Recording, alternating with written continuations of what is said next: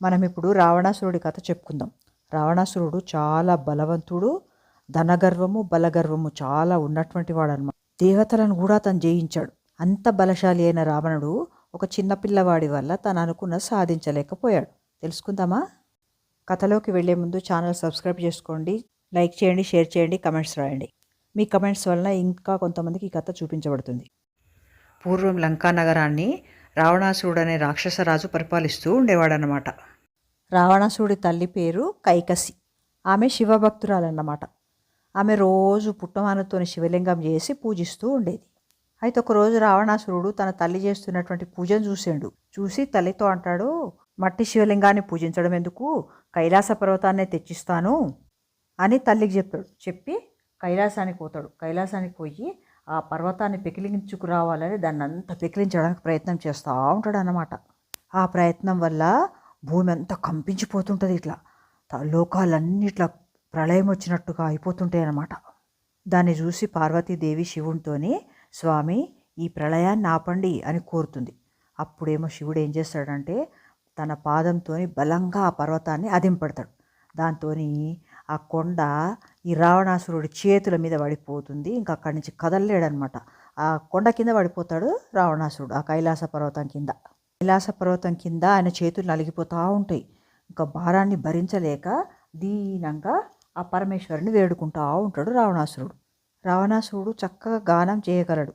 అందుకని తన సుస్వరంతో రాగయుక్తంగా మధురంగా గానం చేయడం మొదలుపెట్టాడు. చాలా బాధాకరంగా వేడుకుంటున్నాడు శివుడు ఆ గానంలో.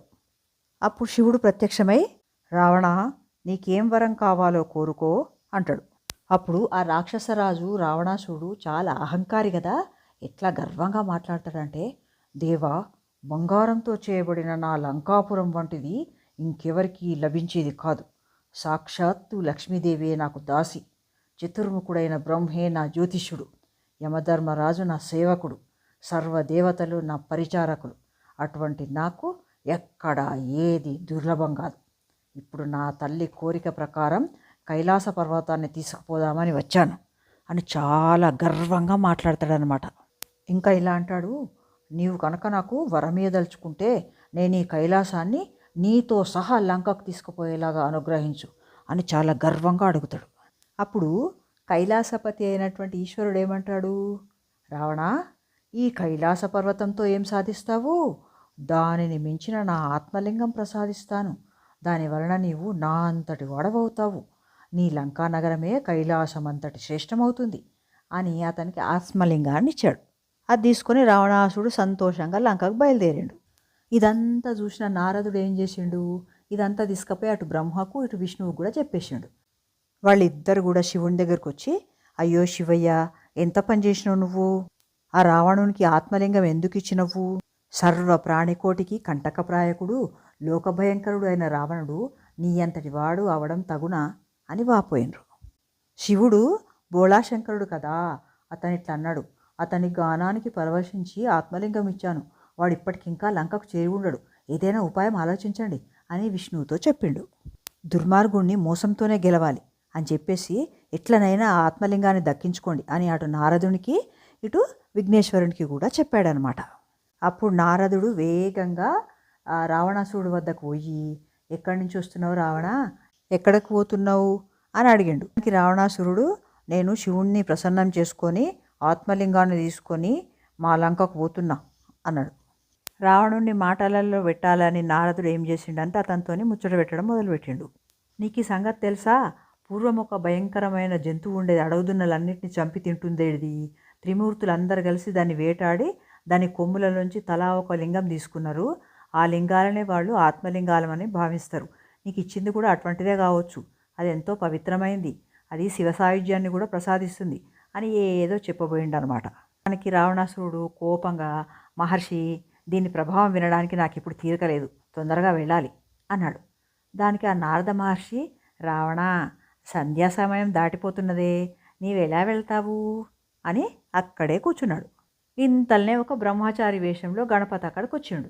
అతన్ని చూసి రావణుడు, నువ్వెవరివి, ఎవరి పిల్లవాడివి, ఎక్కడికి పోతున్నావు అని అడిగాడు. దానికి ఆ బ్రహ్మచారి, నేను ఉమాశంకరుల పుత్రుని, నన్ను పోనివ్వు, నీవు నిన్ను చూస్తేనే నాకు చాలా భయమేస్తుంది అన్నాడు. అప్పుడు రావణాసురుడు, ఓ బ్రహ్మచారి, నేను సంధ్య వార్చుకొని వచ్చే వరకు ఈ శివలింగాన్ని పట్టుకో, నాకు ఈ సహాయం చేస్తే నీకు సువర్ణమయమైన నా లంకాపట్టణం చూపిస్తాను, నీకు ఇష్టమైతే నువ్వు అక్కడే హాయిగా ఉండొచ్చు అని అన్నాడు.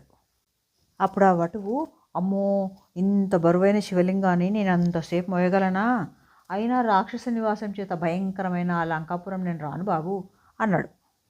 అప్పుడు ఆ రావణుడు ఆ బ్రహ్మచారిని చాలా బతిమాలుకుని ఆ శివుడిచ్చిన ఆత్మలింగాన్ని పట్టుకోమని మొత్తానికి ఒప్పించాడు. దానికి ఆ బ్రహ్మచారి సరేనని ఒప్పుకొని, రావణ, దీనిని ఇక నేను మోయలేనప్పుడు ఎలుగెత్తి 3 సార్లు పిలుస్తాను, అప్పుడు నువ్వు గనక రాకపోతే నేను దీన్ని ఇక్కడే పెట్టేసి వెళ్ళిపోతా అని చెప్పాడు. సరే, నేను తొందరగానే వస్తాను, ఈ కొంచెం సహాయం చేయి నాకు అని ఆ బ్రహ్మచారిని బతిమాలుకున్నాడు రావణాసురుడు.